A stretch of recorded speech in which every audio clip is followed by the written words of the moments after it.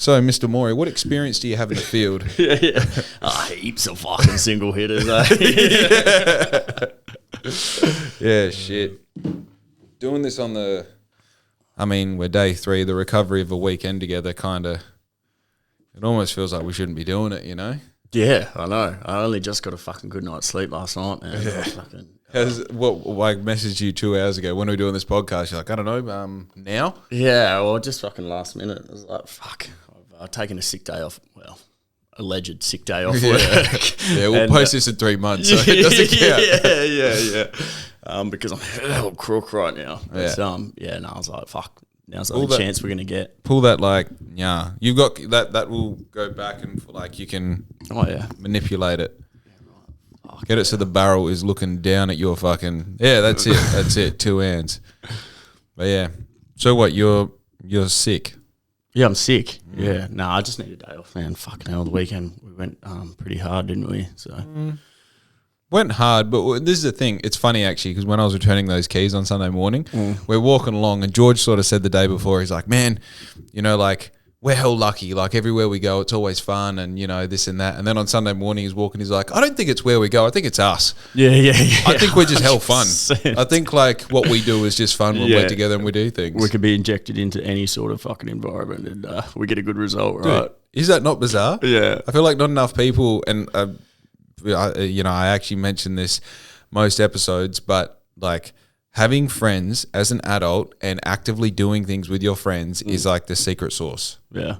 Fucking hell, mate. It is what you make of it as well, Yeah. We've just always got a good outlook on fucking everything. Yeah. So if we can turn even a shit situation into Well, I mean, we ran out of options at 12:30 on Saturday night. We're like, it's cool. We'll just hang out in this car park for a couple hours and... Oh, we hang. Yeah. We really hang. We're good for the hang. Going to a stranger's car, just like, any single hitters in here? And they're like, what are single hitters? Like singos. And then she goes straight to the glove box and looks for them like, you don't know what you're looking for. I wanted to help, but there was something going on the back seat. Yeah. Also, it was just more fun to watch someone look for a singo, not knowing what they're looking for. Yeah.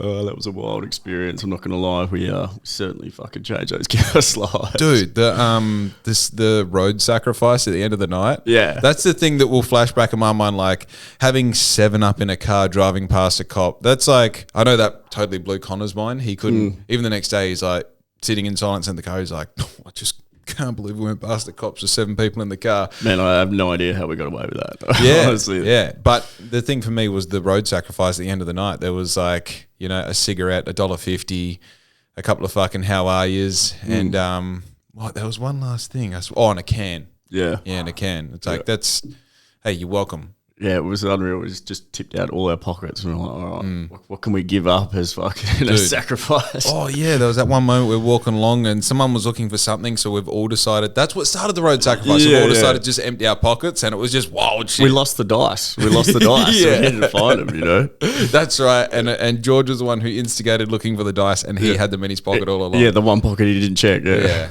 And then the next day when we were looking for the spare key, we're at the point where, the third key, we're at the point where we're about to pull Julian's massive swag off and start going through that. And he's pulls it out of his wallet. He's like, fucking dog. You motherfucker, you knew all along. Oh, I hate how he does that, Yeah, just bullshits to you flat out. Dude, that's Julian's calling card is, I fucking got you. It's it's not even a joke, Julian, you know? Yeah, the joke's done. Just fucking tell us. I just want to go home. I just want water. Dude, how's, on the drive home, I was fanging for water. I can't believe none of us have water, by the way. Oh, I had water and I was clutching that shit tight. Yeah, but you had half a 1.25 litre bottle of water. Yeah. Typically when I go camping, I have a 15 litre bottle that you put in the water dispenser. I'll have one of those and my Yeti and something to transfer the two. And I was like, we're going to a caravan park. It'll be fine. Yeah. Absolutely not.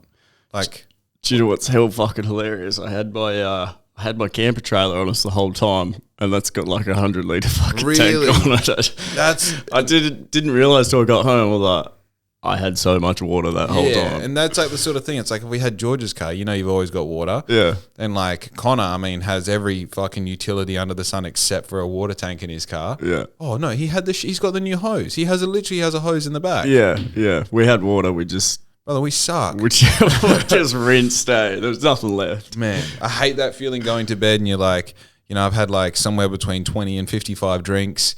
I've been pumping bloody Zin and darts all night and just going to bed. Like, I know tomorrow already sucks. I know it sucks. And I don't have water. Like my routine is like betadine throat gargle, brush my teeth, drink as much water as I possibly can, and then go to sleep. I can't believe the food situation. We made a decision to go down south camping, and we packed no fucking food. No food. We're in town. Everything's close. We'll figure it out. Yeah. I must admit though, by the time we decided to have food on Saturday night, it was like in a dream. When you're so pissed you're in a dream. Yeah. You know what I mean? You're like, everything's good. We're just in it now. You haven't thought about like, how many I should probably take my time. We're just in that point where you're like, fucking everything's for free from now on, and I'm just gonna enjoy myself. And I like pop my head in the camper trailer and I'm like, we need food. Yeah. And everyone's like, oh fuck, we just completely forgot. Oh, we should have food. Yeah. We didn't have lunch and it's past dinner. We should probably have food. Yeah, the whole situation of ringing up that pizza shop and the Sheila you get on the phone, she tells you she delivers and everything like that, and then puts you on to another person who sounds exactly the fucking same. Like, just swapped a hat, turned it backwards. Yeah. And manager speaking. And then at the end of your order, she just goes, "Oh, we don't deliver." No, you have to put the order in online. Because we can't deliver. Oh, over the phone. Cool. No. Can you put it in? You got all the information in front of you. I'm obviously fucking on another planet. Can you put the order in? Yeah.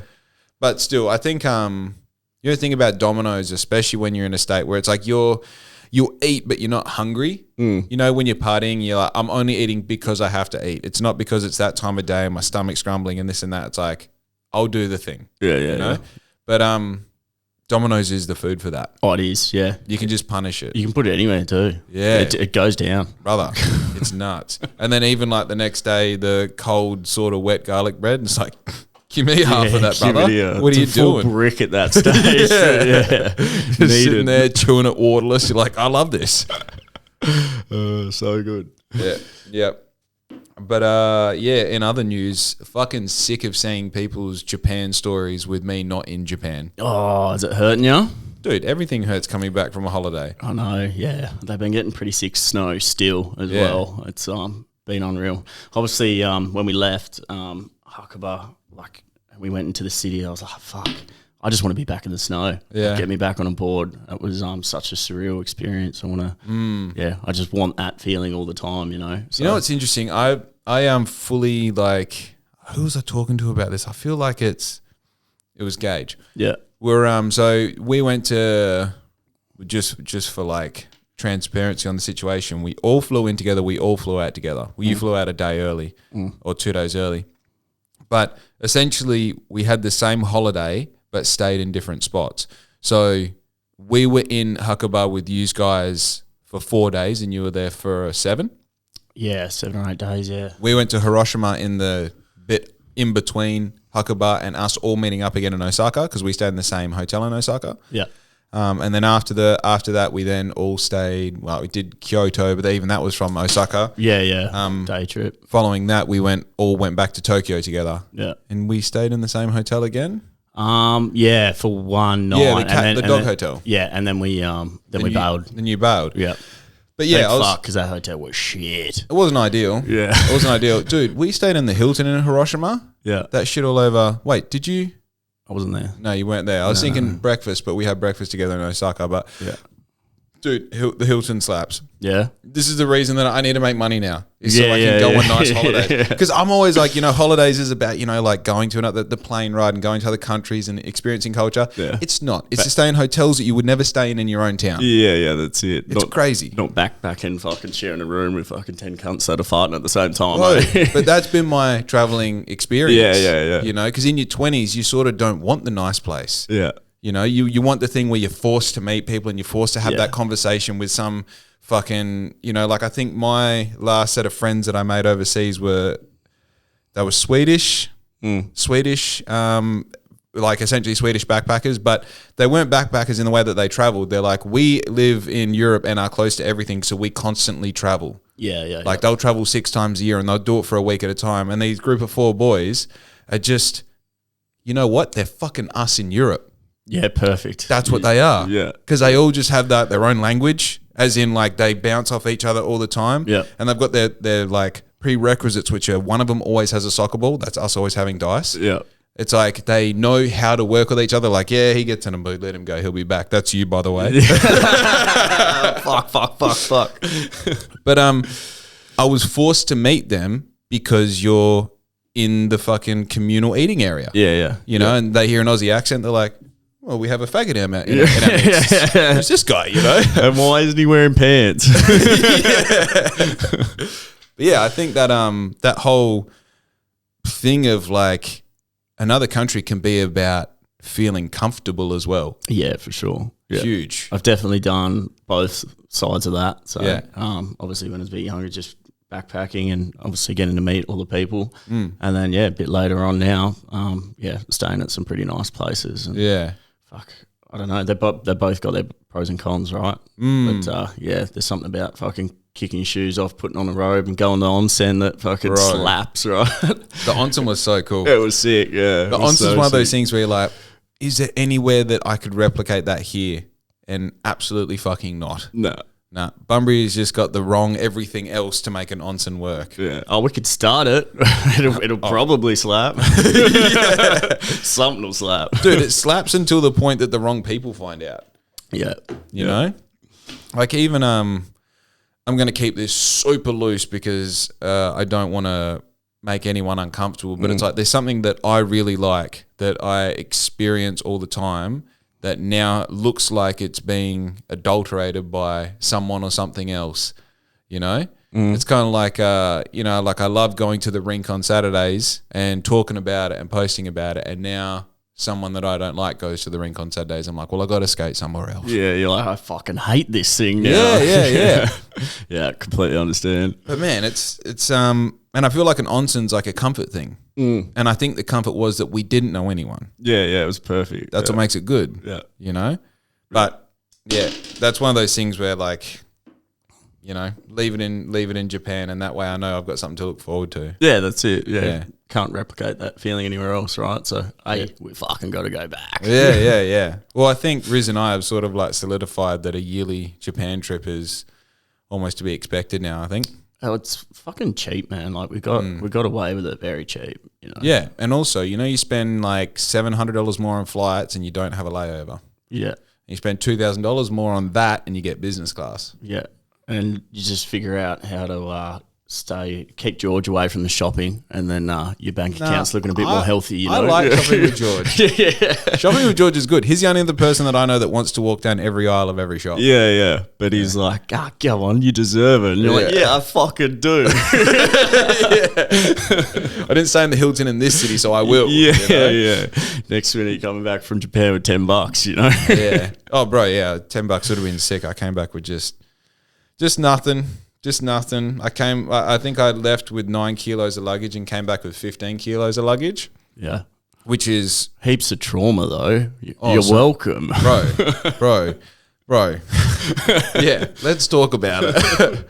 No, before we get on that, I think go with a small bag. Yeah. Like that's the trick. That's what I was talking about with Gage.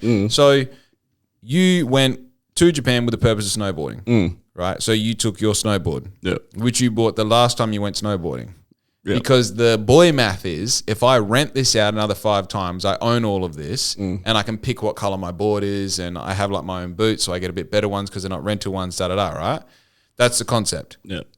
Right, and I get that. But the only problem is that like 365 days of the year, as a percentage, 7 days of 365 is not a high enough percentage to have to store that in your garage the rest of the time and take it on a plane and have to transport it between 4 cities, which is what you had to do. Yeah. Right? Cleaned up so many people along the way too. R.I.P. toes if you're around Aidan. Yeah. Brother, I've got to go. I'm fucking going. 3 deaths on the train, just knocking them straight in there. It's amazing. I said to Riz, there's a massive contradiction in Aidan's whole character because with what happened between you and I, which we're going to talk about in a sec, the amount of empathy and understanding and love you showed in that moment contradicts your complete lack of spatial awareness that you have when you're pulling a snowboard bag behind you. It's crazy. You know what I mean? Like even going around corners, you're just like, you'll turn and the bag's still behind you and the bag's pushing against whatever is in the way until it finds a path around. And it's bizarre watching it. I'm like, this dude knows how to drive a car. Like, it doesn't make sense. Yeah, you should see me towing a trailer. I have no idea there's a trailer on the back. I'm just going. I'm like, why is that fuckhead honking at me? I had plenty of room. I can hear grinding. Ooh. I think I may have an insurance. No, I don't. I'm just going to keep. Your indicators are back to front on your trailer, by the way. Yeah, I know. Yeah, still. It keeps me guessing too. I'm like, do I want to go left or right? Yeah, got you. But all right. So yeah, the thing I was talking about with Gage was the fact that you guys have snowboarding. I understand because it falls into the category for me of things that make you feel really alive through a bit of a sense of fear. Right? Because that's what it is. You're in this new environment. You're doing something that you're like, oh, I remember the last time I did this. I was kind of getting good at that, and I'm going to work on this, and we can do jumps, and there's a new thing, and if there's something I can grind, I'll grind. And for me, I have that with riding bikes, to which I go, there is no price tag on a part for a bike that I won't spend on a push bike. There is nothing that's too expensive because I justify the feeling that it gives me so much that fuck it, I'll do it. So I understand what that is for snowboarding. But I ride my bike near on every day. That's a caveat for me. And you know, Gage was saying like, man, if I do this 3 more times, I own my gear. I'm like, yeah, I get it. It's like a girl saying, if I drink 1 less coffee a week over the however many wears I get out of this dress, I get it for free. You're still paying for it. You're still paying for it, you know? But to each their own.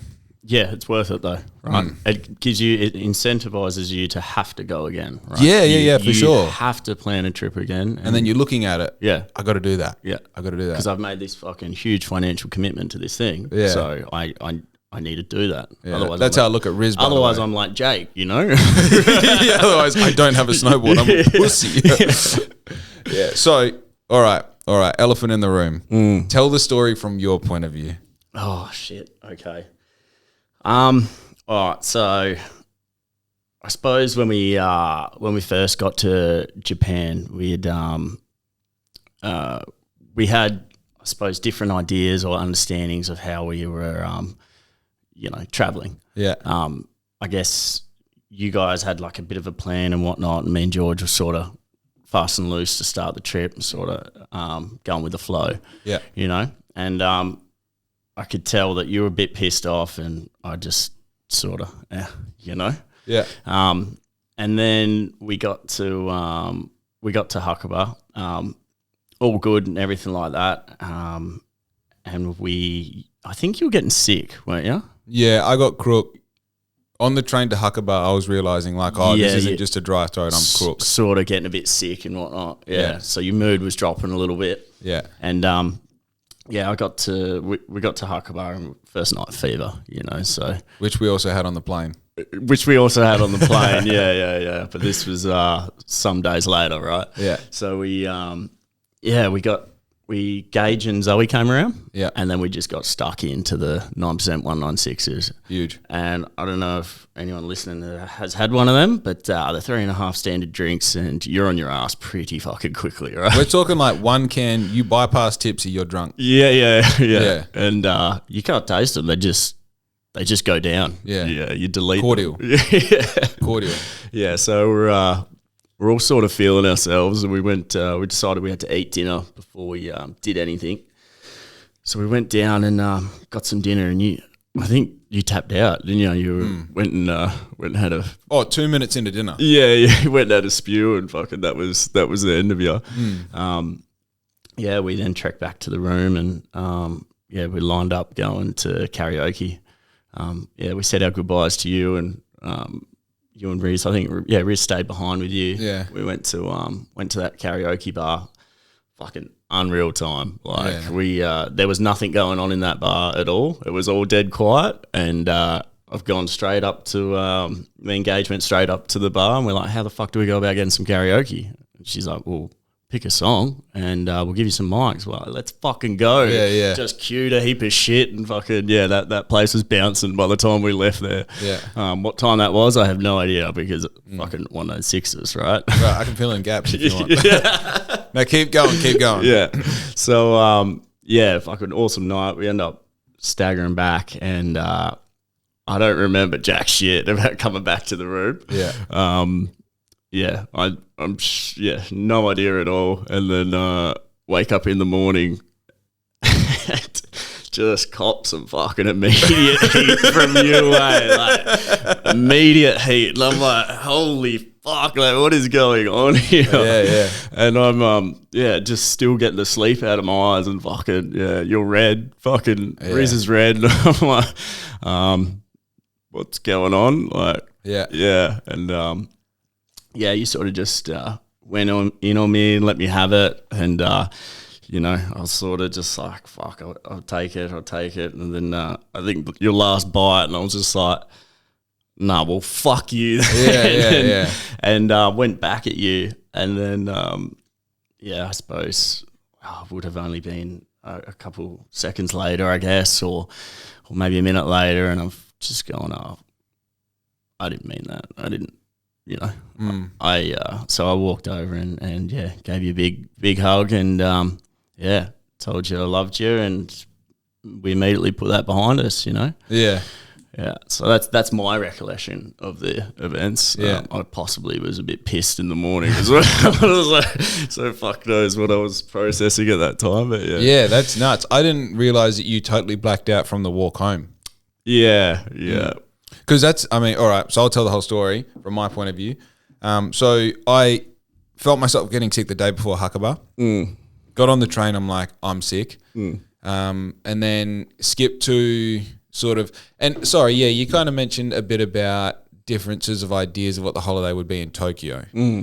So we were suburbs apart. Yeah. And that was the first problem. For sure. We either needed to be with you or you with us. Yeah. Because like if we landed anywhere and you're suburbs apart, you're like, there's heaps of shit going on here. Both of you have that opinion. Yeah.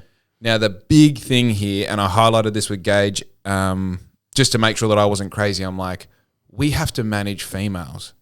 Like you got to understand that it's not what, it actually doesn't matter what I want to do. It matters about her being comfortable. So it's not about what she wants to do. It's like if it involves getting on a train and she doesn't like the idea of getting on a train, we're not getting on a train. If she doesn't want to be out after dark, we're not going out after dark. It's not something that's up for contest because I have no control in that situation other than if something happens, I got to fix it. Yeah. Right? But for the record, we're fucking crazy. Yeah. Oh, dude, and that's the thing. I when I say I don't have a call on it, it's I do. But in that scenario, I've got half a dozen of those to use over 2 weeks. I don't want to use them all on the first night. Yeah. Yeah. And dude, I know if we had gone to Ginza, I'm using fucking 4 of them. You know what I mean? Like I'm using 4 of them. I've already got a pack of darts in my pocket. I'm like, all right, that's one of my own strikes against myself. So we were having, like, I'm trying to amicably have these conversations between, like, her and you, me and her, so, and I'm not saying that this is all her fault either. I'm just saying, like, I'm juggling, you know what I mean? It's not like I don't want to go hang out with the boys. It's not like I don't want to stay here. It's like, I don't fucking care. Yeah. Can we just lock in on a fucking thing and do the thing? Yeah. Someone fucking do something with me. Yeah. So that was that. And we were always having our own holidays, but traveling there together. Like Gage was real strict on that. And as soon as I heard him say that, I'm like, oh, good, because I'm also spending what actually is my life savings to go on that holiday. Yeah. Like it was a big deal. Yeah. So I was like, all right, I definitely don't want to feel like we're doing too much that we don't want to do. Yeah. And for me, contrary to popular belief, Disney World, I don't give a fuck about anything. Yeah. I'm about food, walking around, hanging out. If there's like a trampoline, I'll jump on that. But otherwise, it's not. You know what I mean? Yeah. So that whole, and to be transparent about that, that's just conversations that were being had over Messenger, which I hate. There's a hierarchy of communication that starts with face-to-face, eye contact, communication. Hey, you feeling like doing this? And I can see it in your eyes before you answer. I know now. Yeah. And if I want something else to happen, we can start steering it with tone and all the rest, right? Second thing's FaceTime. Third thing is like voice message. Yeah, give me a fucking phone call, eh? Brother, by the time we're at Facebook Messenger, there's no emotion, there's no context, there's no, you're putting what you can type. You're not going, we're doing this because X, Y, Z, and D. Yeah. It's, hey, do you want to do this? Or you don't? Okay, well, whatever. And that's immediately the problem. Yeah. So, whatever. We're on the train to Huckabah. I'm powering through Green Lights by Matthew McConaughey, which you now know is a wild book. It's wild, yeah. I had 10 pages left and I was like, I just want to finish this. And that's when sort of like the rift in my mind started between like being okay and letting the sickness get the better part of me. Because all of a sudden it went from like, I'm just going to finish this, we're 15 minutes out, to everyone's getting excited and getting up and getting their bags. I'm like, can everyone just fucking leave me alone? Anyway, that feeling sort of kept around until, let's say, about 5 minutes before I had my first 196. Yeah. And all of a sudden it was like, we're drinking these. And I'm like, oh, what's this? Half a litre of alcohol. And you're like, have one. Like, fully have one. No, I'm like, have one. Well, dude, you're 2/3 of the way into one of them. Yeah. So you're like, yeah, proof's in the pudding. These are sick. I'm like, cool, have one. I finished one. I'm like, where do you get these? Like, we should go get more of these. And we did. We went to 7-Eleven, got 16 of them. Yeah. Which is enough to paralyze all of us. Yeah, fucking oath. Like, if we all sat down and drank them and then all tried to stand up together, I think only maybe you... Yeah, only you would really stand up, I think. It would completely fuck everyone else. Yeah. So, and I think a side note here, typically I don't drink like at all unless I'm with you. But when I'm with you, I seem to be able to match you most of the time somehow. It doesn't make sense. Don't blame me for your alcoholism. Yeah. No, but it's funny. I remember like we had this conversation earlier this year. You're like, cunt, you're an alcoholic. I'm like, I only drink with you. So I'm like, by this stage, we've gone to 7-Eleven. And I'm like, all right, I don't feel sick anymore, because I'm drinking, I'm having fun, we're having snus. And I think that was the catalyst that was the start of the end. Because on my third one, I'm like, oh, I feel kind of shit, And I've had 3 cans, I've got my third lip pillow in, and we're like, we'll have dinner at the hotel. So we go to the hotel, it's all you can eat, it's shit, it is shit. It was fucking terrible, yeah. Yeah. So I've like got a plate of food, and for the first time in my life, I'm very good when I need to spew. Very good. No matter what state I'm in, I'm going to spew. Cool, I got about a minute. Go find spew. I'm like, I could fully just uncontrollably spew right now. Like, it may come up and I have no idea. I'm like, I'm going to excuse myself. And I'm walking to the lift. I'm like, oh my God, I can't walk in a straight line. This is out of character. So I get up the lift. I go up. I make myself spew. Send out my Snapchat. Awesome. Come back down. I sit back down at the table. I'm like, oh God, I'm ripped right now. I'm going to go for a walk. Did you come back down? Yeah. Oh. So I came back down, sat at the table, and I'm like looking at Zoe and Riz. I'm like, I've got to go for a walk. Like I'm concerned about how pissed I am, and I'm so pissed that I can't just go and sit down and do nothing because I'll just freak out.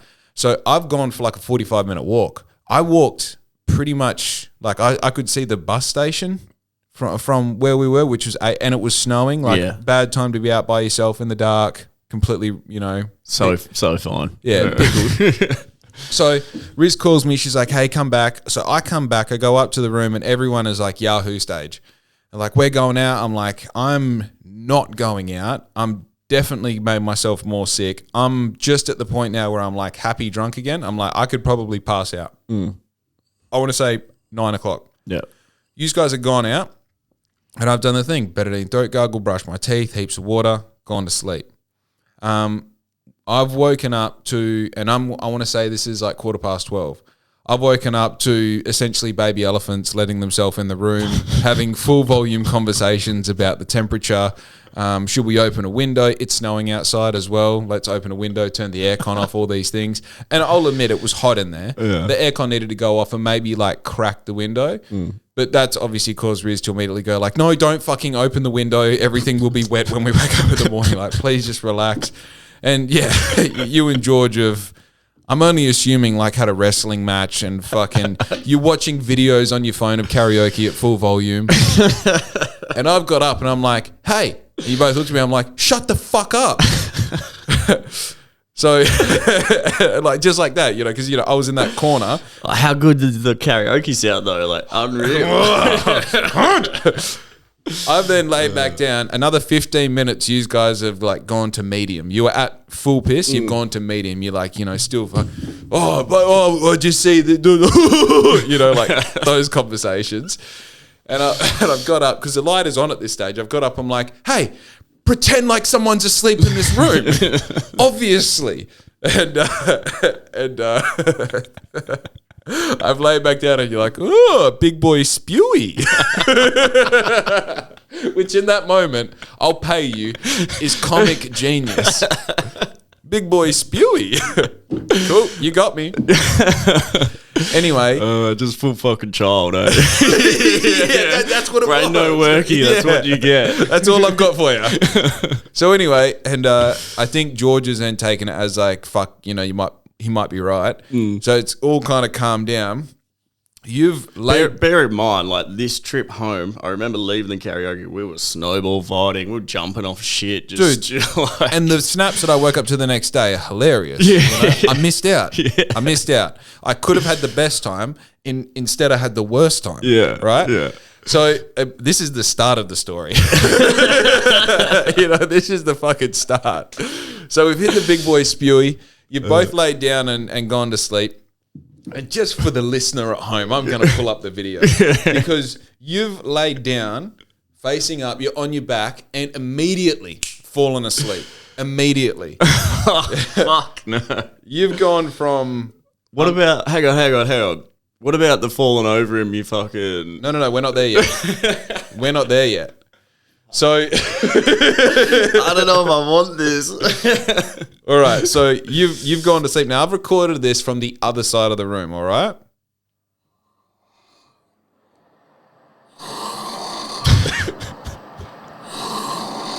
Like, I'm like 4 meters away, 5 meters away. Big boy tired. So...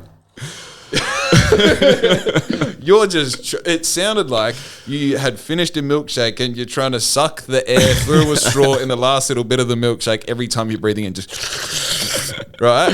Just ripping a hot one, eh? Right. I'm laying there and I'm like saying to Riz, I'm like, one of us has to sleep outside. One of us has to sleep outside. So anyway... And like this is the thing, I'm like trying to be quiet because I don't want to like wake you up or like I do, but I don't. It's like that sort of vibe. I want to curb stomp you. Well, no, at this stage, I'm just like, all right, I'm angry. Yeah. Like I'm angry, but I'm not like violent yet. So anyway, Riz, no, I've popped up and I'm like, cunt, you've got to sleep outside. You've got to sleep outside and nothing. So Riz has got a flashlight on and she's like gone up. She's like, Aidan, put the flashlight in your face. And she's like shaking you and like, Aidan, you're fucking out. So this is when she starts recording you so that you know, right? And for future reference. And so the close-up video is wild of you snoring as well because the flash is on and you're just fucking, KO'd. Bro. So anyway. You got me at my best for sure. You've eventually woken up and decided you're like busting for a piss. And she's like, you've got to sleep outside. And you're like, we're like, what the fuck? Like, where am I? What's going on? No idea. So I'm watching this happen. I've turned around and you've got up and you're wearing the G-string that I got you for Riz's birthday last year. I got all the boys a G-string and for some reason you're wearing this G-string in this moment. No idea. Which... Why is it in Japan? Like at that point, I can't be angry. I'm like, that's fucking hilarious. Did you wear it all night? Did you put it on when you got home because you thought it would be a good thing? Why are you wearing it right now? And just for it's not a G-string, it's the jockstrap G-string. So it's got the smuggler on the front and then the straps go around the ass at the back. And there's no ass. No ass. So you've gone outside. And the door's closed behind you wearing this G-string. And you're out there for a minute.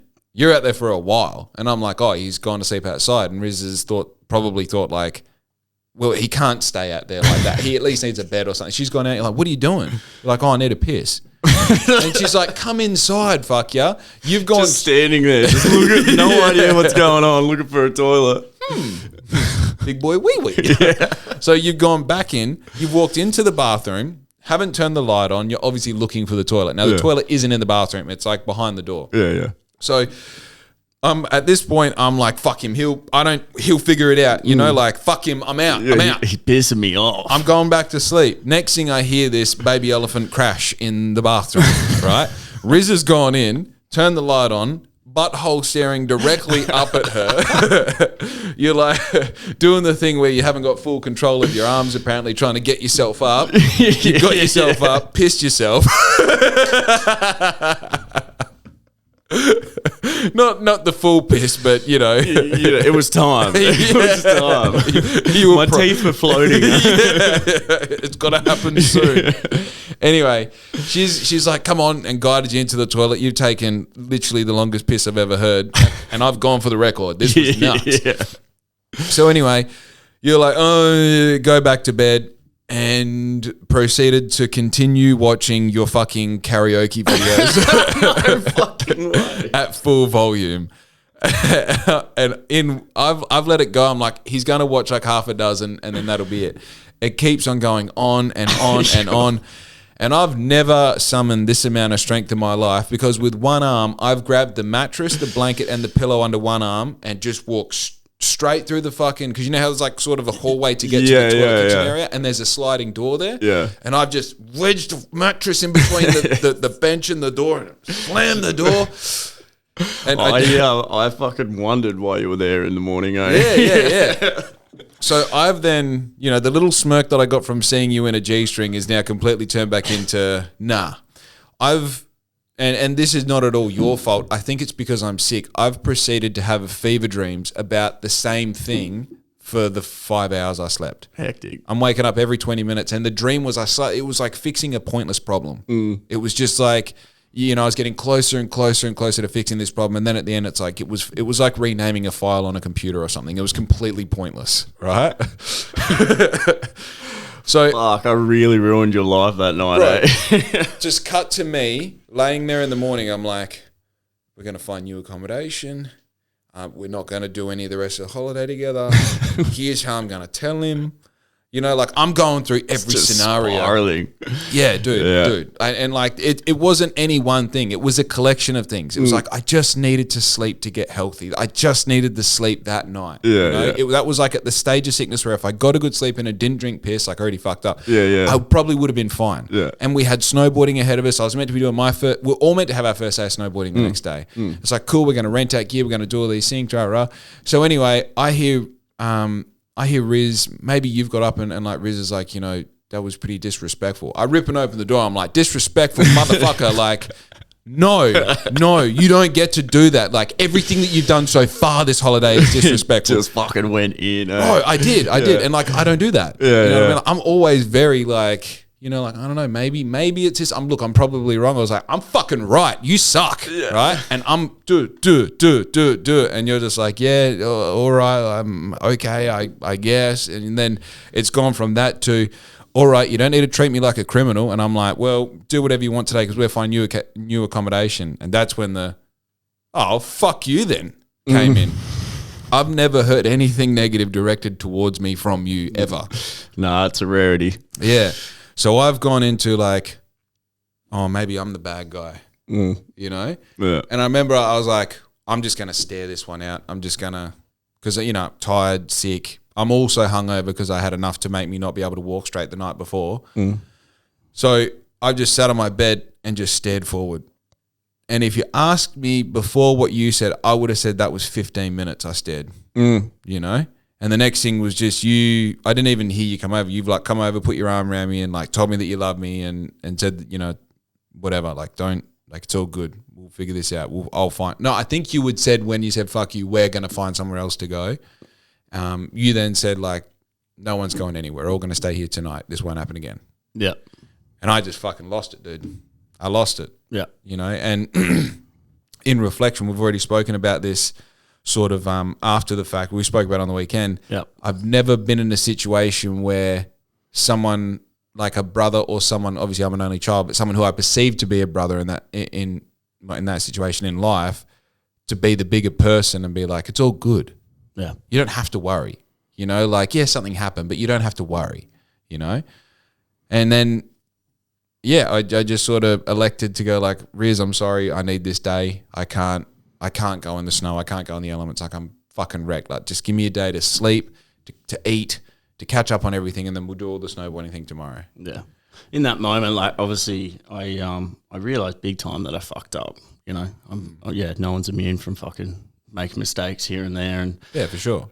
Knowing the state you're in, I completely ruined that night for you, and then that next day, being able to snowboard. But like the bigger picture at that time was not sacrificing or jeopardizing the friendship that we have in that moment, because you know, no matter if it was my fault, if it was your fault, whatever, it doesn't matter. It's like owning that problem then and there, and then you know, sorting it out so we can enjoy the rest of our experience together. It needed to happen, right? And I think that's one of those things where regardless of the elements or the history to get to that point, it needed someone to be bigger than the situation to swallow the responsibility and go, who cares? Okay, I'm wrong. You know, because regardless of who's wrong, you know, and as we've discussed now, it's like, I was sick. That's no one's fault. I was drinking. I shouldn't have been drinking. You know, we're having drinks that we worked out while we were drinking them that they're so powerful that they're beyond our measure. Yeah. You know what I mean? Like that's enough to go like, hey guys, slow down. You know? Like don't drink them at the same rate you drink White Claws, because you know, you might come out gay. You know? Oh, the thing that killed me is the next day, like that was our first boarding session and I was throwing up nonstop. Yeah. I was head in that bowl, throwing up, and I'm like, fuck, George is waiting for me, and I'm like, I got to do it. I got to fucking man up and get on that mountain, and I proceeded to throw up all day on that mountain, but still boarded. Well, dude, you paid the price like 4 days. For 4 days, yeah. I was fucking ruined. Yeah, which is nuts. Yeah, we were having that night at karaoke, like just jugs, man. Yeah. Yeah, regrets. Bro, alcohol, this is what happens when you go to a drugless country. You end up doing just the thing that you think is soft core, and then you're like, no, this thing can still hurt me. Yeah. Definitely. We've normally got a pretty good understanding of alcohol, but that night was fucking, it was different, wasn't it? Dude, it's, I couldn't drink those anymore. No. Which is wild. No, they tarnished me for the next fucking week or so. I didn't touch a drink. Like, but you were back on those drinks before the end of the holiday. Yeah, so I think it was like third last night or something. I was like, all right, I'm good now. But I just hadn't touched a drink since then. I was like, fuck, I'm not feeling like me. Yeah, it was like, literally it's like one of those, like when you get a bottle of Johnny Walker Red Label when you're 18 and a half and you're like, oh, I'm going to punish this tonight, and then you're like, can never have it ever again. Yeah.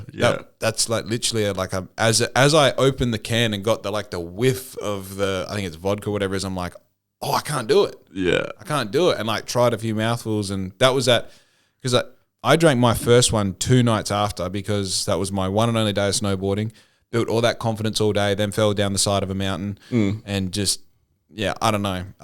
Fucked it for myself. So I'm like crook, and I've got like sore this, that, and the other. I'm like, please fix me. It's like, if anything, that was going to be the hat trick of disaster. Yeah. That can.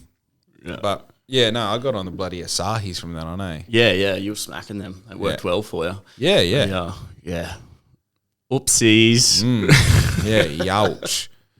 But no, that's and that's sort of, to go back to what I was saying before, it blows my mind that like it's really cool. You know, you kind of watch movies and you see these really stoic moments that obviously I pay attention to the roles that men play in films, these stoic moments that men have. And you're like, oh man, I would love to have the experience and the awareness and the execution that when these moments present themselves, to the opportunity to be stoic for myself or for someone else, to be able to take that moment and do the thing.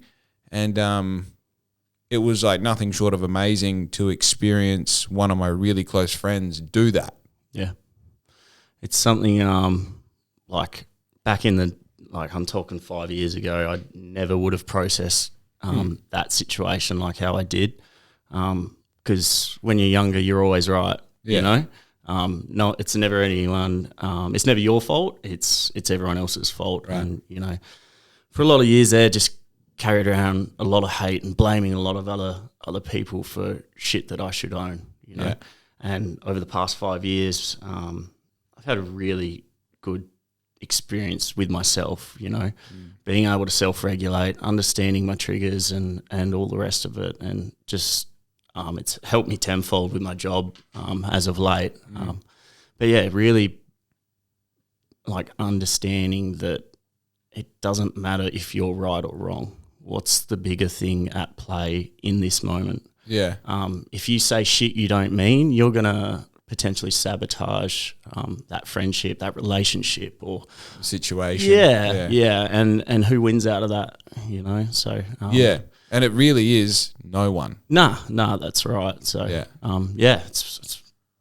it's good to know that like little moments like these, it just makes me realize that look, I am starting to achieve where I want to be and kick those goals. So I think that's there's this sort of it's not strategy or timetable. It's almost like there's levels to this being masculine thing, you know, and a lot of the times you're strangled by the perception of what masculinity is as you progress through the levels. You know, like it's sort of like in a really dumbed down sense, perhaps it seems at the start that masculinity is being in control, whereas now it feels like masculinity is being so out of control and being okay with that and being able to just manage the bite-sized bits you need as you go.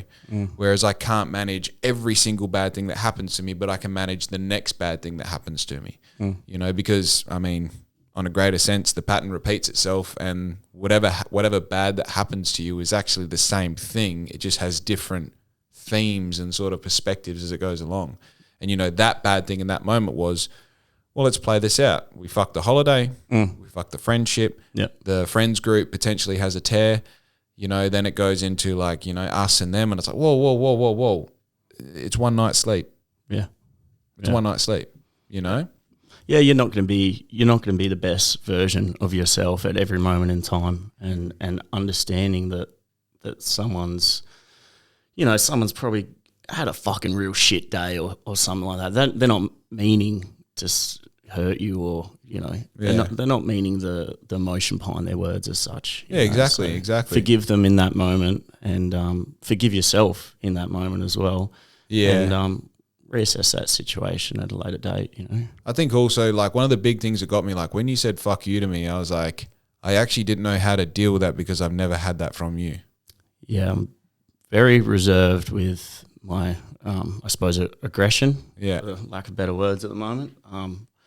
But like I said, back in the day, I would have had no trouble telling you to fuck off and let you know how I really feel. But, that coming out of me, I was like, that took me back in that moment, you know? Yeah. If I'm going in on someone, it's a real rarity. Yeah. Because I'd like to think I'm pretty caring and whatnot these days. So yeah. I guess apologies for saying fuck you, but I think you needed it in that moment, and so did I. You know, it was an equalizer as well. You know, I think see, that's I put into perspective, like, what if George said fuck you, or what if Connor said fuck you? You know, it's like there's like each one of those stings the same. You know what I mean? It's like what possibly is the scenario where this is happening? Yeah, you know. But also, like, I think one thing is, you know, one of the great litmus tests of a relationship is travel with your significant other and find out if you're really in love. Yeah, for sure. You know, and I've gone on about it a heap on the podcast. The reason that I know that Riz is the one that I will work for, because there is no one. There is, you know, people are like, she's the one. No. There's the one that you choose. There's the one that you put work into. Yeah. And the reason that I know Riz is the one that I want to put work into is because when we lived in that caravan that was smaller than this room, and we lived in there for over 18 months, and we dealt with and saw every part of the positive and negative side of each other, and I still loved her just the same, and if not more at the end of it, definitely more. That's when you know. Yeah. I can travel with this person. I can live in a baby room with this person. I can literally have no escape from this person, and I'm still having fun at the end of the day. And it applies to your friendships. Of course. You want to know if you're friends with someone? Travel with them. Yep. You'll know on the first day. Yeah, that's right. It's crazy. Yeah, you'll quickly understand if it's a recipe for success or disaster. Yeah. Which is it's kind of cool because Riz and I haven't had that exposure to each other. I mean, we live and work together now, but I mean, even right now, you know, she's in the workshop, and she'll be there till 5 o'clock this afternoon. I'm typically in here doing the thing, phone calls, podcast, whatever it might be. And we work together, but we're still quite separate. And having that opportunity to replicate that, being in the same place at the same time, always again in Japan, was like, it was so good. We've actually had to manage each other's like withdrawals. Yeah. Okay. Yeah. Of the fact. Yeah. You know what I mean? Yeah. You needed to separate again. Yeah. As such. Yeah. Yeah. It's crazy. You know, and like Riz, like, you know, not sort of airing out her skeletons, but like I know Riz definitely had sadness that her and I weren't going to have fun as regularly as what we did in Japan anytime soon, because we now have to dig ourselves out of the hole that was caused by going on holiday. Yeah, that euphoric feeling that you guys shared for those 2 weeks. Yeah. Crazy. Yeah. You know, like making memories, stories for a lifetime, right? Doing the thing. Yeah. Doing the thing. But yeah, bro, that's living, isn't it? Absolutely. Yeah. Yeah. No, that is the honestly one of the first things you should probably do if you're thinking about getting in a serious relation with someone, you know, take them on a fucking holiday, see if it's going to work. You know, Riz and I started very, very platonic. No, like it kind of started with, hey, don't expect to date because we're not going to be dating. I like hanging out with you. You like hanging out with me. That's the agreement. When you don't want to hang out tomorrow, you tell me in the morning and I'll fuck off. Yeah. Shake on it, shake on it. Yeah. And it wasn't until like 2 years in where it's like, shit, we live together and I'm going halves on the shopping. I think we're dating. Yeah. I think we're in this. Yeah. Yeah. But I think there's something to that. Yeah. I feel like when you go, I don't know, like there's got to be some sort of analogy. It's like moving out of home at 16 and buying a house straight away because like you want to live in a house forever. And it's like, brother, go fucking sleep on a couch somewhere for a year first. Yeah. You know, go learn what it's like to have to buy things like fucking paper towel and Ajax before you go buying a house and realize, I've got to pay for. There's too much stresses. Yeah. I'm 17. I just want to fuck things, you know? Yeah. It's like there's something there. I feel like a relationship is like, I don't know. People get lost in the idea that they need to replicate what they watched on Disney growing up. You know? Yeah. There has to be this big story behind it, right? Yeah. So let yourself be the tumbleweed of experience that learns who and what your character is through experiencing the world. Yeah. There's certainly no rule book on it, and you just trip through it as you go, right? And I know for a fact, being a passenger for yours and Riz's story, it's been amazing. Right. Yeah, it's very cool. I've had the privilege to watch you guys grow together, which has been sort of nuts. It's been nuts, from where you guys first started. Literally just seeing each other casually on weekends until to what it is now. And, fucking hell yeah. I tell you what's crazy though, like we talk about the masculinity sort of trajectory from, like adolescence, young man. And I think now at 32, I can start to comfortably say like, I'm becoming a man, and like, I think when you're young, you sort of go like, oh, when I can grow a beard and I'm 6 foot tall, I'm a man, but it's actually so much more. And I think the last thing you want to do is call it early. Like I'm a man, I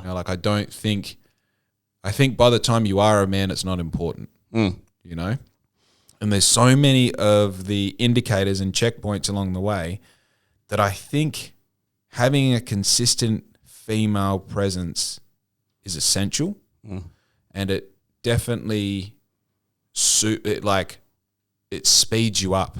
Yeah. By having them there to like kind of confirm these things. It's like by having someone that I have to protect, it forces me to learn how to protect quicker. Yeah, agreed. And like, all right, now she has a certain standard of living and expectation of what being in a home is. And, and for me to expect her to be a home keeper in her role of, like keeping things clean and, gender role, same as like the lawns need to be kept cut and all the things need to work when they switch on and off, my job. Yep. You know, and it kind of goes, well, if I expect that of her, this whole range of expectations that then falls back onto me to allow her to do that, you know? And I think the bigger point that I'm making here is like the business, my character, my personality, my ability to hold and maintain even friendships and relationships and all the rest, how I act with my parents, like everything has only benefited from Riz being in my life.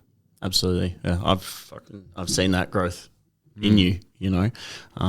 But that's a credit to yourself as well, because you've had that determination to not give up this time, right? You've made that commitment to this other human being that you will rock up every single day, and you will be that rock in her life. Yeah. Yeah. Yeah, but think you'd be the same with me. You'd be the same as me in this. There's something innate about our personalities that once we've made a decision, you sort of go, oh, I can concrete that decision now. Yeah. I don't ever need to think about that again. Yeah. You know? And I feel like when I was younger, I almost had this thing where it's like, yeah, this, you know, like go back to whatever person was in my life at the time. It's like, yeah, she's cool. She's hot as fuck. You know what I mean? Like hangs out, like likes the same music as me. If something happens, I'll just break up with her. Yeah. You know? And I sort of hit this stage with Riz where I noticed in myself, I'm like, there's no fucking way I would break up with her. Yeah. You know what I mean? Like there pretty much is nothing that she can do besides like kill my parents or something. And even then I might still be in. You know? Like something just sort of clicked and I was like, oh, that decision is made now. Yeah. We're in. Yeah. You know? And then every single problem that came up from, you know, every single problem as they happen in relationships then turned into like, well, we got to fix this. You know, not just like, oh, I might dip actually. You know, there's problem seems that I can't be bothered dealing with this, and if that's the case, and it's like when there's problems that pop up that you're like, this is a major problem. Well, for me, it's like, well, now we got to focus on just this to fix it. Yeah. And I know exactly where you're coming from, because I carry that same mentality into my friendships, into my family, into, you know, if I care about you, I will make that very clear. Yeah. And I will work towards, you know, any fucking issue that we've got. Again, we're back to, what's the bigger picture here? Because I don't want to lose that friendship or that family member or anything like that. So that's sort of something that gets instilled in you at a young age, you know? Yeah. So if you're exposed to, I suppose, trauma from people leaving you, then you tend to carry that throughout your life. But if you've got sort of those stoic role models that tell you that you need to commit to a relationship or a friendship and make that work, that's when you get those good feelings out of those things, you know, because you've got that trauma, you've got all those experiences there that looking back you go, well, that's what made this better. Yeah. You know?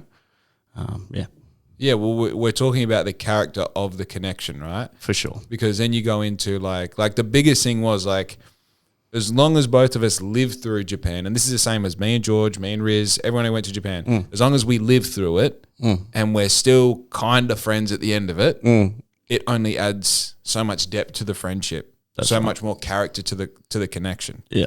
And I think that's what, you know, like we laughed about it hard on the weekend about how crazy that sort of moment was from you getting home to putting your arm around me. Yeah. You know, like, and it's like, it's now comical. You know what I mean? Big boy, anything that has a Y on the end of it is now a tagline of our group. You know, oh, big boy thirsty. Ooh, you know, like big boy sleepy. Everything is big boy something. Yeah, yeah. You know, and it's like, there's something about that. You almost want to, I relate everything to business, and it's sort of my weakness, but in business, you want as many failures as possible, as quickly as possible, because now you know everything that doesn't work, which gets you so much closer to the thing that does. And I think you can change a few words around that with friendship. Obviously, you want to have great times, but you also want to know where the line is on every angle. Yeah. You know? And it's like, as soon as I know that betters both of our friendship. Yeah. Especially comedically. Yeah. Because if I know I can tease you about anything, we're on. Yeah. We're on. Yeah. You know? For sure. I just, I think it's, how long we've been friends for now? Like 8, 9 years? Surely. Somewhere there, but that was like our first headbutt, you know, the first time that we've had something like that, which is crazy. You know, most of the times, most relationships, you experience that within like the first couple of months. But we've just been this guy. We've been in such like a good state and understanding that we've never had that. Dude, which is why we were so fucking rolled when it came around. We're like, what the fuck is going on? That's Aidan. So I expected this from Riz, not from Aidan. I just had a flashback in my mind. Do you remember sitting out the back of the Wellington pub and all the boys were there? And I was like, I went home with this chick last night, rah, rah, rah. And do you remember this story? I remember this story. Fucking hell, yeah. This is years and years ago. And you're like, oh yeah, well, who was it? I'm like, I don't know. She works here, and you're like, oh yeah, and I'm like, and I think she had this color hair, and you're like, oh yeah, and I'm like, and here's where she lived, and you're like, yeah, you got chlamydia, right? And I was like, what? What do you mean? You're like, yeah, I was there last weekend and I have chlamydia. So.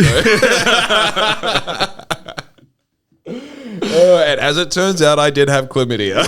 Oh, man. Yeah. Fuck. Years ago. Yeah. Years ago. Now, that's one of those things where, like, the reason I thought of that is like a classic. There's a couple reasons there where you might imagine that we would butt heads, and that was just like a fucking dap up and move on. Yeah, it's just hilarious, you know. Yeah. Crazy though. We haven't been short of content to butt heads around though, but we're just bigger people about it. See the bigger picture, you know. Yeah, for sure. Yeah. For sure. You've got the bones. So you've done all 3 Black Ink days, haven't you? I have, yeah. Yeah. Man, the more I think about it, there is so many like just nights out that were for nothing. We have a heap of them. Then there's so many events that we've like festivals, rodeos, team building days. I mean, the most recent epic one was like the Christmas. We were just going to watch Christmas lights, and that turned into like a core memory. Yeah, that was insane. Yeah, you know, it's actually unbelievable how many. Yeah, I mean, even when you go back to like early days, like the amount of time we spent at Levi's place together is substantial. Yeah, it was a lot. Probably should have started paying rent at one stage. You know? He was accommodating. It's fine. Yeah. Yeah, no, there's been a lot of moments for sure, and like I think we've always been in a state where it's like, oh, okay, this person, like I feel happy with this person. Let's do that again. Yeah. You know, we've been introducing more people into these moments, and it's been now we've built a pretty good. Now we can write a book. Yeah, pretty much. We've built a pretty good core group of friends, and the book will be called Aidan and I. Times with Aidan. Our times with Aidan. I'll get back to you on the book title. Yeah, Aidan, Riz and I, and then Riz is like crossed out. How's the conversation we were having the other day about BY80 that it's now getting to a point where we might have to start like charging memberships or safeguarding it a bit, because it's like there's been no one so far that has come that we don't enjoy the company yet, but the percentages are against us now. You know, the more people, the more likely that 2 to 5% of the shit you don't like is going to happen, and they're the ones that just. If we keep extending the invite out, we might get a few rogue chickens, mate. But we'll just leave the decision making to me for selection of people. Will be all good. Yeah. You can handle all the uncomfortable conversations. Yeah, fucking oath. The poor dude that's rocked up at 5:30 or 5:15 in the morning to run with us, and you're like, nah, man, you're not it. You're not it, eh? What do you mean? You can run, but you got to run the other way. Yeah. Backwards, eh? Backwards. And if you show up at Barloo, there's going to be trouble. But it's I think like so I've always felt like the blow into the group. Because it was definitely like I feel like you, George, and Connor were established. And there was a couple more in there that I think dropped off maybe like 4 or 5 years ago. Because I feel like every event I went to, there was always Couple add-ons. Yeah. But they were like consistent add-ons, and I was like the one where I'm like, yeah, I'm Aidan's friend. Yeah, you know. Yeah, I think all the boys just started having kids and stuff. Yeah, you know, obviously your priorities change. Yeah, well, I'm fucking near part of that, aren't I? Yeah, won't be long. Got the results back. Mm. Yeah, the nurse said it tasted great and there's swimmers in there. So. Yeah, I was the nurse, by the way. And I meant to go and do the sample myself. Like, come here, buddy. Righty up. But yeah, that's it's definitely on the agenda. Yeah, I think we've got a bit of work ahead of us to set that up, but should be a time. It's I don't know, the whole sort of dynamic and trying to understand what life is, which I feel like is the overarching theme of my life, is just trying to figure out what the fuck is going on. Yeah. You know? Like, do you know how many times I sit at my desk and like you're in the middle of problem solving something, like yesterday, which I want to talk to you about, which it's interesting, but you be in the middle of you're like, what am I doing? Yeah. What is this? When I zoom out of this, like, what's going on? When you figure it out, let me know. Bro, somehow I went from being a truck driver to now I'm sitting here figuring out how to print PNG files on my DTF printer. What the fuck is either of those acronyms? You know? Like, it's just, I don't quite understand it. And then when I look at what everyone else is doing, because, when I see your hair's done, you're well put together, you smell good, I'm like, Aidan's an adult. He knows what's going on. Come over here to smell the fart I just did. But, you see your friends and they have kids and then, your parents and they own a house and, such and such has got to... Did you actually just fart? No. My mind wants you to because I can smell it. But, you see such and such has a new car and you're like, oh, maybe I need a new car.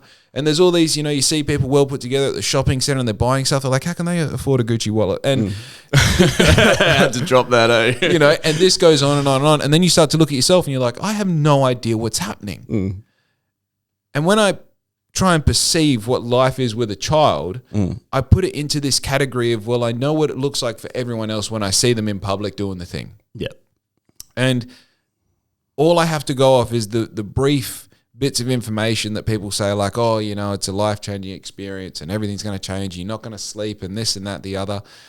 And I really feel like, the intuitive part of me wants to say that there's a special section of life that's carved out just for me, that's going to be a totally different experience just for me. And I think a smarter, more conscious part of me says that whatever it is that life is meant to be, you get closer to it by not following the rules set by everyone else. Yeah, well, you can't compare. Can't compare yourself to others. It's a thief of joy. Mother of all fuck-ups, mate. Yeah. Yeah, comparison will kill you. If you walk around this world going, oh, why not me? Why can't I have that? Then you're doomed already, I don't know. I see this thing of, like, having kids as, like, I get that in the partying sense, it's a reason to see everyone less.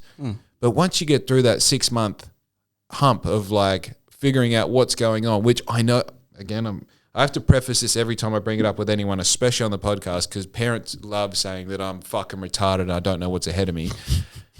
But surprise, surprise, running a business is basically impossible. 95% of people fail in the first year. 90% of those who survive fail in the second year. And it keeps on going on like that. And I'm in year 5, bitch. Yeah, you're doing the thing. I'm doing the thing. All right? The house got bigger is all I'm saying.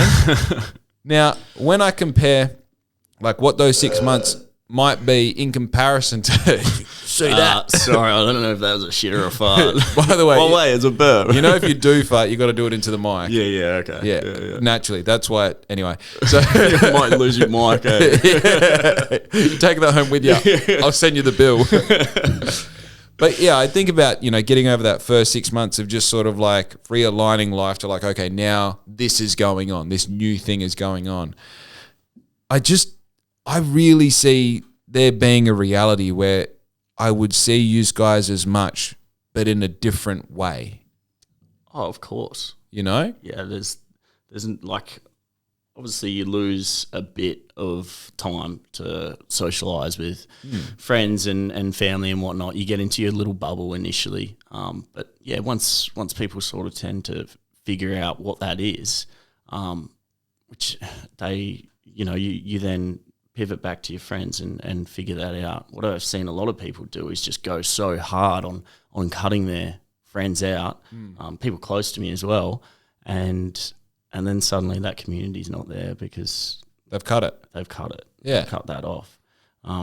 So yeah, I mean, I'm not a parent. My mother and father have been happily married for my mother and father are parents. Are parents, but they've been happily married for 30 years, and I've got a pretty good idea, I think, of how I want to raise my kids, and it looks something along the lines of what they've done. Yeah. But again, there's no rule book to it. You know, what you need to just make sure is you keep that support network around you, because I mean, you never, like I was saying before, you're not perfect on every day. Your partner's not perfect on every day. And understanding that and being able to lean on those people when you do need them, it's second to none, right? Yeah, well, it's paramount. I mean, I think that the thing, like if we kind of zoom in on something you said there, people will cut that circle out to focus in on the center, right? Now, one of the things that I've found in business is I've had to do that in so many different ways, right? So just recently, I did this in Japan. I wrote down everything that I do, from cutting the grass to making T-shirts. And I looked at it and said, what can I not do? And I go, well, this group here that likes me to join in with them once a week and do this, I'm going to get rid of that. And this fucking networking space over here, I'm going to get rid of that. And this task around the house, I'm going to pay someone to do that, right? And I got rid of all that. Now, for the past 2 years, I've been writing down the list of people that I spend all my time with and figuring out who I can cross out. Yeah. Right? Now, I'm nowhere near done crossing out the shit in my life that doesn't serve me. That is a continuous practice, right? And it's not a time thing. It's an energy thing, right? Right? Bandwidth. You want to give your energy to those people that you get energy from, and picking the appropriate times of day to do that. You know, times, well, it's relevant, but it's not. You know? Focusing your energy is more important than any amount of time. That's right. Yeah. That's right. And I think in that, if you all of a sudden have just been going to school, got an apprenticeship, got a job, you know, now you're 5 years into being an adult, maybe you're trying to look into the realm of becoming a man. She's pregnant, she has a kid, and all of a sudden for the first time in your life, you've had to isolate because you're like, I've gone from being on a jet ski my whole life to now I'm on an extremely rocky ship and there's only 2 other people and one of them is an infant. And it's not that I don't want to hang out with my friends, it's that I don't know how I would do that when the only conversations I've had with those people are around, you know, betting on horses and fucking girls and hanging out on the weekend. And it's not that I don't want to, I'm not saying I'm saying in general, in average, the average bloke of Bunbury, right? Yeah. That might be something about what it looks like. Yeah. And I think the thing there that I always go back to is I'm not going to be any good at painting if I don't paint at least occasionally. So how would I expect to be able to do that communication or to isolate effectively or to know, okay, I've isolated for 21 days, I'm going to call up Aidan and be like, hey, man, I know I've been a little bit, you know, to myself lately, but just so you know. I would be in the shower as well. Yeah, it'd be in the shower for sure. Mid-crank. Like, it's all right, bro, I miss you too, but I need you to call me back. Yeah, it's like that. It's like knowing through the repetitions of the thing, whatever the thing is, to go like, okay, I've pushed away, now I need to pull back to make sure that doesn't completely sever and I've lost that person. For sure. Yeah. You know? Yeah. So is that what you're doing now? You're implementing now early? Dude, I'm in every facet of my life, I'm continuously trying to get better at everything that I do. Yeah. I try and reduce the amount of things that I'm trying to be really good at so that I have more energy to give those few things. And then I put every bit of energy and attention into all of the elements involved in those things to make sure that I'm not half-assing it. That at the end of the day, when I'm fucking dying, I can say, I did it. And that can be right now, by the way. Yeah. If I'm dying right now, there is not one thing that I'd be like, fuck, I wish I did that more. The only thing that I would think is I wish I started doing more earlier. Yeah, that's right. Yeah. Right? I'm at a pretty content place myself. So and I've been doing what you're doing for years. Like yep. Woke up this morning, fucking random smile on my face. Like, who the fuck wakes up smiling? It was fucking psychotic. But I was like, fuck, I'm happy at this point in my life, because I'm doing the things that you've just described. That's right. That's right. And in that, like, I'm excited to have a kid because there's all of the things that are just, like a little version of me. I get to have this experience with Riz. We're finally, it's like the thing has always been, well, if I'm going to have a kid, I need to find her, whoever she is. I found her. I need to figure out a way to make sure that we can afford it. Well, it's not great, but it's also not bad, right? I need to make sure that the environment that happens in needs to be comfortable, safe, and secure. Well, I've ticked the boxes. So if there's ever a time to do it, we're now running out of time. Yeah. Right? Now, the rest of it, the unknowns, what do the sleepless nights look like? What, is it a girl or a boy? I hope they're healthy. Right? All the things that you just don't know. How am I going to respond to that? I know that in that moment, I don't need to actually look after that baby. Riz is going to look after that baby. I need to look after her.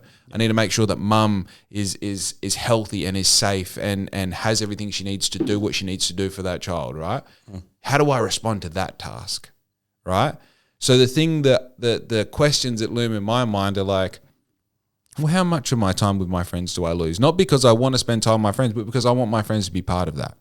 I'll push the fucking pram. You know that. And like you tell me that if, Riz is fatigued and needs time off. I know dude, we're 3 days out of a group message saying like, who wants to push a baby along the ocean for a couple hours? Like, tell me that the boys wouldn't come to that. Yeah. Yeah. Like I don't even know the point I'm making, bro. I'm excited. Oh, I'm excited, mate. I'm excited for you. I mean, I feel like I have had a heavy hand in pushing you guys to get to this point, to be honest. So, yeah, just that decision that you made to get that reversal was, it was a very good memory for me, because it's something I've been telling you that I think you should do because you would be good at, right? Yeah, I think you're right.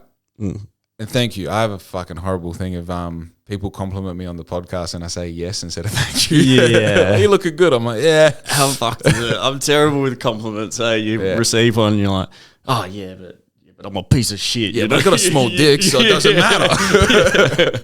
Yeah, that's something I've been trying to do more this year. I was like, accept a compliment when it comes to you. Yeah. Because your brain will receive it a bit better. Yeah. Yeah, you'll think better about yourself. Yeah, I fucking hate to think that someone would say something nice about me and then my first thing is like, yeah, you ever seen a drag race car flip over? Just push it off. That doesn't fucking matter. I think, would that tie into the, that's that work mentality though? Like, yeah, but the work's not done. Yeah. This every time this is going well, I now need to look over here where I'm lacking. Yeah. And, it's like, oh, I got a haircut, I'm starting to aesthetically look better. It's like, well, my personality must need work now. Yeah. You're not celebrating that little win, along the way. Yeah. But yeah, half the time you don't get the result at the end, but you've kicked all these little fucking... Well, the result is the journey. Yeah, that's right. You've kicked all those goals along the way and the whole time you've just disregarded them. Yeah. I think that was what made me lean into Japan. Yeah. It wasn't, should we do this? It's, can you do it? And how? Yeah, and then once you go like, well, I could, if I stretched everything, I could do this. And then it's like, we'll do it.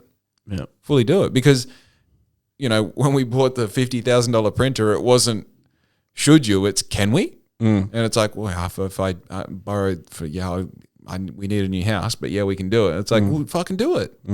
And then all of a sudden, when it comes time for the accolades, which is the like, go on a ridiculous international trip with your friends, do it. Fucking oath. Why wouldn't you do it? Yeah. And then halfway through it, you're like, oh, that's... Aidan's why I didn't do it. Cut back to just... just laying there, this is costing me thousands. How much money did you spend in Japan in total? Tickets, accommodation, everything? And shopping. I think it was about 8 or 9. Really? Yeah, it wasn't too bad. Okay. Yeah, because I think we spent 14 together. Yeah, checks out. Yeah, but I would have bought a lot more shit, but I only brought my snowboard bag, so it was literally whatever could fit in that. Yeah. And then, Would you explore taking normal luggage and shipping your snowboard bag to and from Huckabah from your door?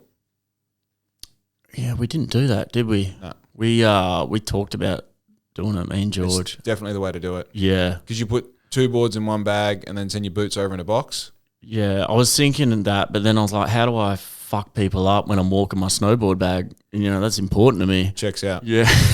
It does check out. I think we should for the regular listeners and watchers of the show, I've been asking guests to leave behind small trinkets. This is Crawford's bottle opener from when he was a bartender. Troy left behind the hat, and you've got the Billy Bones Club flask. I think I've got just enough Fireball left to fill that up as well. Yeah, sick. Do that before you leave. Oh, we'll hit it. Yeah. We'll hit it. Yeah. There's still, there's a bit left over from last weekend too. I'm on a 90-day hiatus from everything, hey? Yeah. Yeah, sugar, drugs, alcohol. Yeah. After, it was sort of Monday, I'm like, sitting there at work and I'm like, I'm actually keen to fly out to PNG so I can have 3 weeks of fucking sobriety. Yeah.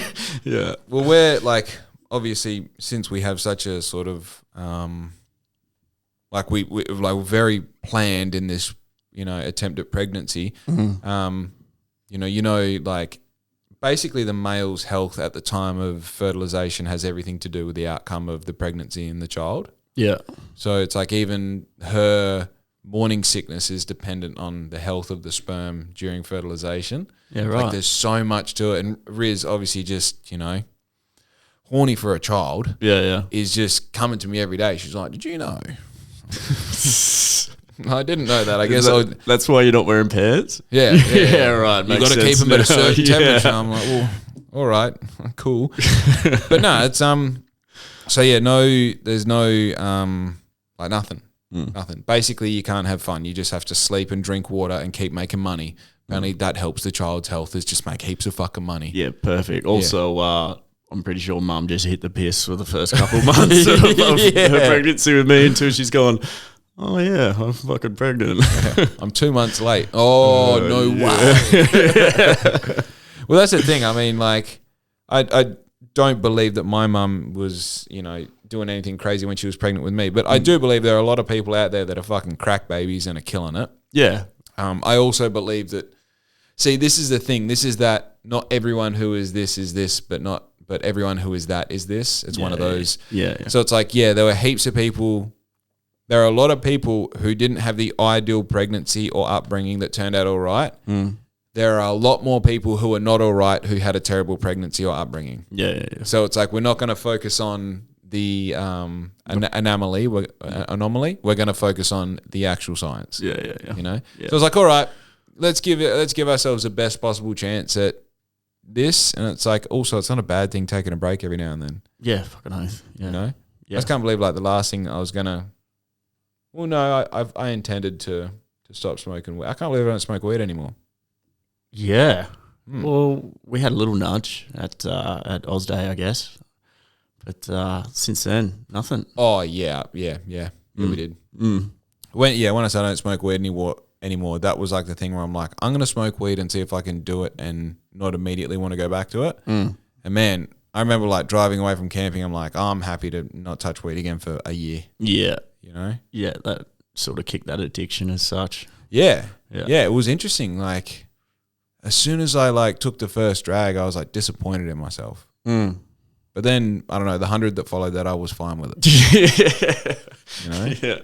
There's something there. Yeah. But yeah. Well, do you have any questions for me? No. I've got nothing to say to you, eh? I'm fucking done with you, bro. Good. Good. Do you remember much about your first pod that you did? Did I delete it? I think I did delete it for some reason. When was this? It was a couple of years ago, eh? You were early on in the piece. Yeah. I remember you told the story about the front wheel coming off your car and flying past you. Full of piss, right in your car from the main street of town. Yeah, fuck. Different times, eh? Very different times. I would never talk about that story. But yeah, that was scary. I'd actually love to go back and watch my first pod. I reckon. I wonder if it's deleted or just private. Yeah, I reckon I'd be a totally different fucking person from a couple of years ago, to be honest. Yeah, I think it's so long ago you had the fucking salad cranking, eh? Yeah. Fuck. Scary. Interesting. Very scary. I was telling Connor the story of like how Gage and I sort of know each other in the car yesterday. You know the full backstory. How you and Gage know each other? No. Nah. It's probably not podcast material. Okay. All right. Yeah, I got a few of those too. Yeah. But yeah, it's and then we sort of had a reason to not like each other, and then like ran into him at Lost Bills. I'm like, are we all good? And he's like, why wouldn't we be all good? And I'm like, you know. He's like, nah, tell me. And like he made me quote why we wouldn't be all good. Right. And, you know, like rehearse it to him. He's like, I don't give a fuck about that. I'm like, you're unapologetically characteristic. Do you know that? Like you really don't give a fuck about anything around you. And it's like addictive to be around, you know, and he is. Yeah, anyone who knows Gage knows that. And you watch the podcast with him and you're like, oh, he shoots from the hip with everything. Yeah. You know? And he's like, oh, thanks, man. Like, I really appreciate that. I was like, do you want to be my first podcast guest? And he was. Yeah. And years later, he's told me, he's like, you know, I remember when you told me I was unapologetically characteristic. He's like, man, they just hit something in me. And now, one of my best friends. Yeah. Me and him often make the comment that we can't be in the same room together because it's just fucking chaos. Yeah. There's too much. It's too much. Yeah. It's too much. No one's safe. Dude, we never see Connor and Gage at the same place at the same time. No, because they're both rangers, bro. Yeah. That's true. That's what I'm saying. Yeah. How classic is that photo that I have of you two both spreading your asshole to the camera? I saw that the other night when we rang him. I'm like, what the fuck is that? He's like, that's your asshole. And I'm like, ooh. Yeah, you're looking at him, fuck, that's familiar in a way that I've never seen. But oh, my, that's me. Oh, that's me, yeah. Very good. Oh, so that's what Riz saw. All bar the spread, the last 10%, that's exactly what she saw. Perfect. All right, good place to sign off. I reckon, mate, yeah. Is there any parting words that you have for the camera? Anything you want known? Look straight down the barrel when you say it. Fuck, what have I got? Nothing. I like it. Anyway, be good to your mum because we are out. Yo. See ya.